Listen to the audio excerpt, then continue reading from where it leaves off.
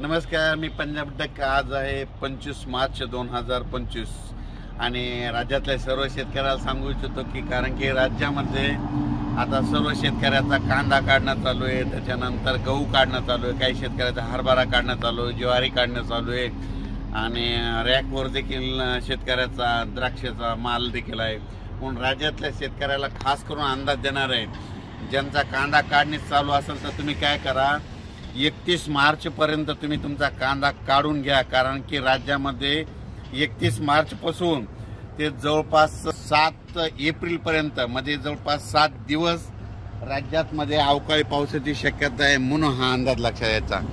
जसा आता हे मार्च एंड चालू आहे तसंच म्हणजे मार्च एंडला सगळे कामं म्हणजे आटपत येते, समजा बँकेचे याचे, तसं माझं एक सगळ्या सर्व शेतकऱ्याला म्हणणं आहे की तुम्ही काय करा, ह्या मार्च एंड म्हणजे 31 तारखेपर्यंत आपल्या शेताचे सगळं गहू कांदे असलं तर काढून घ्या। कारण की राज्यामध्ये 1 एप्रिल पासून ते 7 एप्रिल पर्यंत म्हणजे जवळपास 7 दिवस राज्यात दररोज आज या भागात, उद्या दुसऱ्या भागात, पुन्हा परवा दिवशी तिसऱ्या भागात, पुन्हा चौथ्या दिवशी पहिल्या भागात असा अवकाळी पाऊस पडणार आहे। म्हणजे सांगायचं झालं तर मुंबईला देखील पाऊस पडणार आहे, पुण्याला देखील पडणार आहे, पूर्व विदर्भ, पश्चिम विदर्भ, दक्षिण महाराष्ट्र, उत्तर महाराष्ट्र, कोकणपट्टी, खानदेश, मराठवाडा मध्ये सगळ्या भागामध्ये दररोज 1-1, 2-2 दिवस मुक्काम करत पाऊस पडणार आहे। म्हणून हा अंदाज लक्षात घ्यायचा। जास्त सांगायचं झालं तर कोकणपट्टीकडे जरा जास्त पाऊस पडणार आहे आणि गारपिटीची देखील शक्यता आहे। पश्चिम महाराष्ट्रात देखील पाऊस पडणार आहे, गारपिटीची देखील शक्यता आहे। म्हणून हा अंदाज लक्षात घ्यायचा। ज्या शेतकऱ्याचा गहू कांदा काढणे चालू असेल तर तुम्ही काय करा, वीट भट्टीच्या शेतकऱ्यांनी तुम्ही काय करा, 31 मार्च पर्यंत तुमच्या वीट भट्टी देखील झाकून ठेवा। कारण की राज्यामध्ये जवळपास म्हणजे 31 मार्चलाच म्हणजे आभाळ खूप येणार आहे।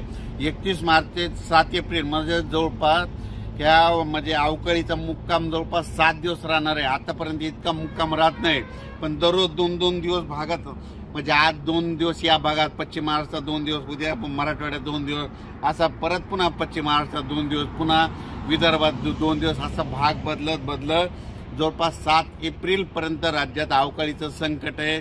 म्हणून ज्या शेतकऱ्याचा कांदा काढणी असेल तर 31 तारखेपर्यंत तुम्ही कांदा काढा, झाकून ठेवा। कारण की राज्यामध्ये अवकाळी पाऊस पडणार आहे। ज्या शेतकऱ्याला द्राक्षाचं ते रॅकवर टाकायचं असेल तर तुम्ही काय करा, 5 एप्रिल नंतर टाका। कारण की ना अगोदर टाकू नका, कारण की म्हणजे द्राक्ष पट्ट्यात तर खूप पाऊस पडणार आहे। म्हणून हा अंदाज लक्षात। आणि ज्या शेतकऱ्याचे खरबूज असेल तर तुम्ही तुमच्या टरबुजाची काळजी घ्या। पण राज्यात मात्र पाडव्याच्या नंतर म्हणजे शेतकऱ्याचं जे नवीन साल सुरू होतोय, गुढीपाडव्यापासून ते जवळपास 7 दिवस सारखा म्हणजे भाग बदलत अवकाळीचं सावट आहे। म्हणून हा अंदाज लक्षात येता। आणि आणखीन एक सर्वजणांना सांगतो की पुढच्या वर्षी म्हणजे 2025ला पाऊस कसा पडणार तर तुम्हाला एक माहीत असं सांगतो, गुढीपाडव्याच्या नंतर गुढीपाडव्याच्या नंतर त्या 8 दिवसामध्ये जर तुमच्या गावावर निसर्ग आभाळ गेलं तर त्या वर्षी जास्त पाऊस पडतो। आणि तुम्हाला बघायचं झालं तर तुम्ही बघा, यावर्षी गुढीपाडवा झाल्याच्या नंतर 8 दिवस तुमच्या गावावर दररोज आभाळ आणि पाऊस पडणार आहे। म्हणून 2025चा पाऊस कसा राहील हे तुम्हाला ते आता याच्यावरून लक्षात येईल। म्हणजे हे निसर्गाचे संकेत आहेत म्हणून तुम्हाला सांगू इच्छितो। म्हणजे पूर्वी काय वाचायचं, गुढीपाडव्याच्या वेळेस त्या 8 दिवसामध्ये नुसतं तुमच्या गावानं आभाळ गेलं तर त्यावर्षी खूप पाऊस पडतो आणि यावर्षी तर गुढीपाडव्याच्या नंतर 8 दिवस पाऊसच पडणार आहे। त्याच्यामुळे 2025ला चांगला पाऊस राहणार आहे हे तुम्हाला आता बघायला भेटतं। पण राज्यात मात्र 31 मार्च ते 7 एप्रिल दरम्यान भाग बदलत काही ठिकाणी जास्त, कुठं रिमझिम, कुठं गारपीट, कुठं पेंडवलता असा पाऊस पडणार आहे। म्हणून तुम्ही काळजी घ्यायची।